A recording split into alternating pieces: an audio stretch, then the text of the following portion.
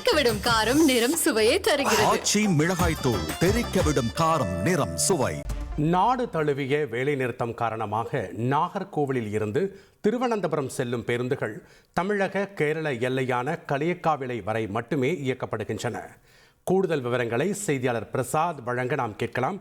வணக்கம் பிரசாத், தற்போது தமிழக கேரள எல்லையான களியக்காவிளை மட்டுமே பேருந்துகள் இயக்கப்படுகிறது. கேரளா செல்ல விரும்பும் பயணிகள் முன்வைக்கக்கூடிய கருத்துக்கள் என்ன? வணக்கம். பல்வேறு கோரிக்கைகளோடு சிஐடியு, ஐஎன்டியூசி, ஏஐடியூசி, தோமுசா உள்ளிட்ட பல்வேறு தொழிற்சங்கங்கள் நாடு முழுவதும் வேலை நிறுத்தத்தில் ஈடுபட்டு வரும் நிலையில் கேரளாவில் முழு அடைப்பு போராட்டமாக நடைபெற்று வருகிறது. இதன் காரணமாக கேரளாவில் ஆட்டோ, டாக்ஸி, வேன் உள்ளிட்ட பயணிகளுக்கான வாடகை வாகனங்களும் அரசு பேருந்து உள்ளிட்ட பெரிய வாகனங்களும் இயங்கவில்லை. கடைகளும் அனைத்தும் மூடப்பட்டிருக்கின்றன.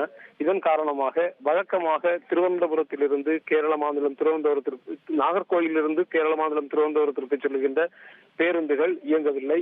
அதாவது 24 மணி நேரமும் திருவனந்தபுரம் நாகர்கோயில் இடையே பேருந்துகள் இயங்குவது வழக்கம். அந்த வகையில் இன்று இந்த வேலைநிறுத்தம் காரணமாக இன்று அதிகாலை முதல் பேருந்துகள் நாகர்கோயிலிருந்து கேரள தமிழக எல்லையான களியக்காவிளை வரை மட்டுமே செல்கிறார்கள். இதன் காரணமாக ஏற்கனவே கேரளாவிலிருந்து தமிழகத்திற்கு வந்த பயணிகளும் அதே போன்று தமிழகத்திலிருந்து வழக்கமாக கேரளாவிற்கு மருத்துவம், அதே போன்று வியாபாரம் உள்ளிட்ட பல்வேறு தேவைகளுக்காக கேரளாவிற்கு செல்கின்ற பயணிகளும் நாகர்கோயில் ஏமாற்றத்தோடு திரும்புகின்ற ஒரு சூழல் ஏற்பட்டுள்ளது.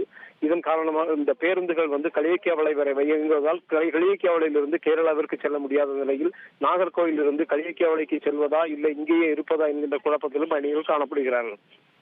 நன்றி பிரசாத், உங்களுடைய தகவல்களுக்கு. தெறிக்கவிடும் காரம் நிறம் சுவையை தருகிறது. ஆச்சி மிளகாய் தூள் தெறிக்கவிடும் காரம் நிறம் சுவை.